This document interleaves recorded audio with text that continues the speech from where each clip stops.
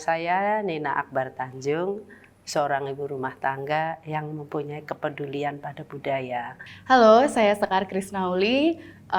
Saya baru lulus kuliah dan satu hal yang saya ingin kedepankan adalah agar kita semua itu dibolehkan dan mampu berpikir kritis dan terus bertanya.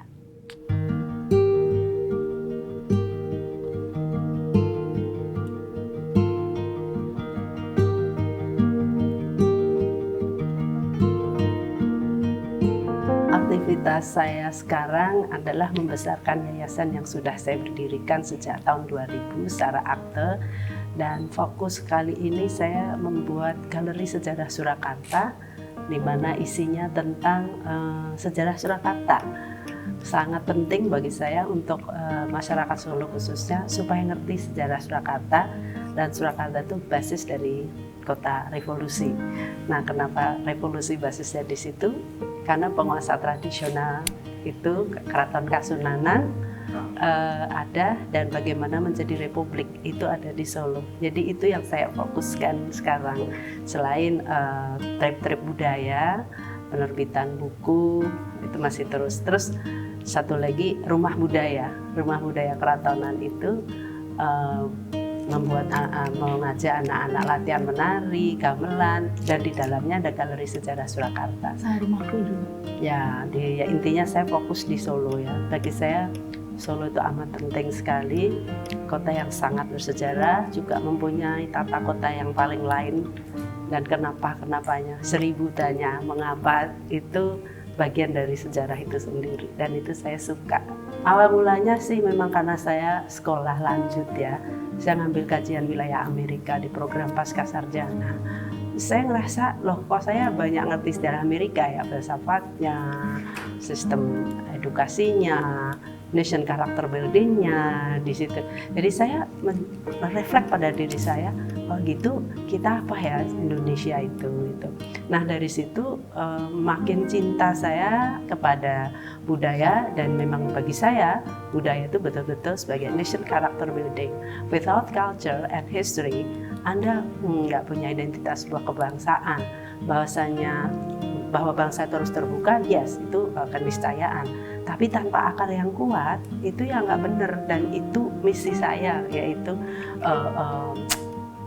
sejarah itu menguatkan akar dari karakter kebangsaan kita.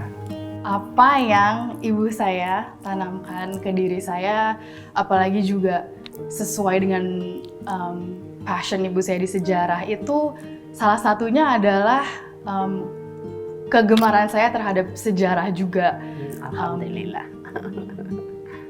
I don't think I'm able to explain any and all things my mom have taught me, but history is a big thing. Dan kenapa jatuhnya saya juga bisa ikut menyukai sejarah, baik itu sejarah Surakarta, sejarah Indonesia, sejarah dunia, sejarah agama, sejarah diri kita masing-masing. Memang juga karena dari kecil itu dimomongnya dengan diajak ke museum, diceritain sejarah revolusi, melihat kedua orang tua saya juga menoreh sejarahnya masing-masing. Jadi itulah salah satu hal yang mungkin tapi salah satu hal yang besar yang mempengaruhi saya, karakter building saya, dan kira-kira ya hopefully my future juga. Saya suka menulisnya. Oh ya, saya juga suka sekali menulis.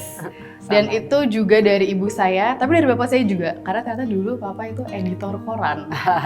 Iya, papa dipaksa. Turun-menurun. Jadi kegemaran menulis itu jatuhnya mungkin yang paling konkret turunnya ke Sekar ya, Mah? Yes. Gitu sih. Ibu saya di mata saya, apabila harus dijelaskan hanya dalam satu kata, mungkin passionate, ya, sangat bersemangat.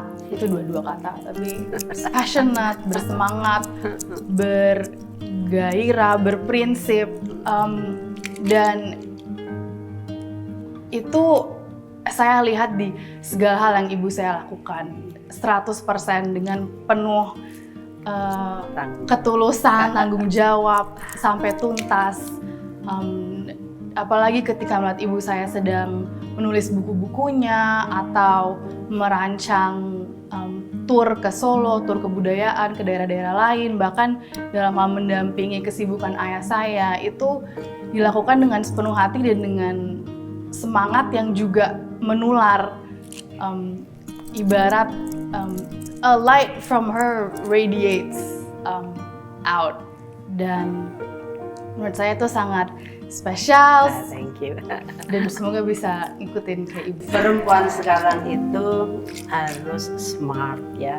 Smart itu terutama nomor satu tentu dia harus berpendidikan. Dan berpendidikan itu tidak hanya di sekolah saja, tapi di pergaulan, di mana saja orang itu harus learning, harus mau mendengarkan dan berpikir, dan selalu mau berubah. Belajar itu penting sekali untuk kekuatan seorang perempuan, sebab dia mendidik generasi. Bagaimana mungkin perempuan yang tidak terdidik bisa mendidik anaknya sekolah besar atau punya keinginan besar, punya motivasi. Nah itu saya pikir dari pendidikannya, dari pergaulannya, dan mau mengerti, mengenal lingkungannya, sehingga dia bisa belajar, oh ini nggak benar, aku harus ikut ke sana. Dan memang mau berat, nggak ada orang enak-enak itu bisa tinggi. Ikut orang, dan ikut orang walaupun berat, tapi harus dalam dirinya tuh tertantang. Ya, aku mau seperti dia, aku mau nanti habis ini ke sini. Ya, saya pikir itu ya seorang perempuan, saya harus kuat di situnya, berkeinginan untuk maju. Menurut saya mindfulness living itu salah satunya mungkin adalah untuk bisa menerima realitanya, menerima realita kita. Mungkin kita memiliki visi atau memiliki ide, gagasan yang merupakan suatu hal yang ideal, tapi apabila kita tidak bisa menerima dan berdamai dengan realita kita, dengan dirinya, mungkin itu juga akan menjadi halangan untuk bisa mencapai visi dan tujuan itu. Jadi itu positive gimana? thinking. Positive thinking. Positive thinking terhadap semua realita di sini, bahwa semua all behind kejadian itu pasti ada sesuatu positif yang bisa dikuatkan. Jadi be optimist. Saya pikir itu mindfulness. Kekayaan itu satu kelebihan ya, dan kelebihan itu nggak harta saja. Kelebihan itu bisa berupa empati, mengerti. Bisa, kalau saya orang Jawa itu sangat percaya dengan ojo rumongso biso, tapi biso rumongso. Who you are. Kenapa mesti Anda merasa sombong atau apa? Be humble.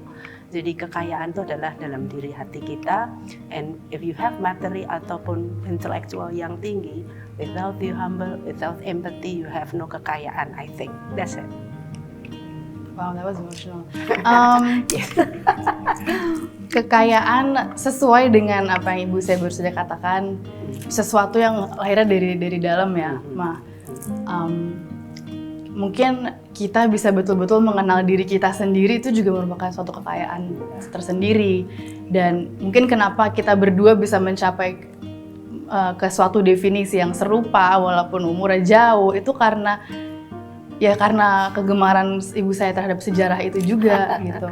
Bahwa untuk mengetahui dan betul-betul menerima masa lalu diri kita, masa lalu negara kita, budaya kita, itu juga merupakan kekuatan dan kekayaan yang bisa dibagikan ke orang-orang lain dan merupakan suatu kebaikan juga ketika kita membagikannya ke sesama.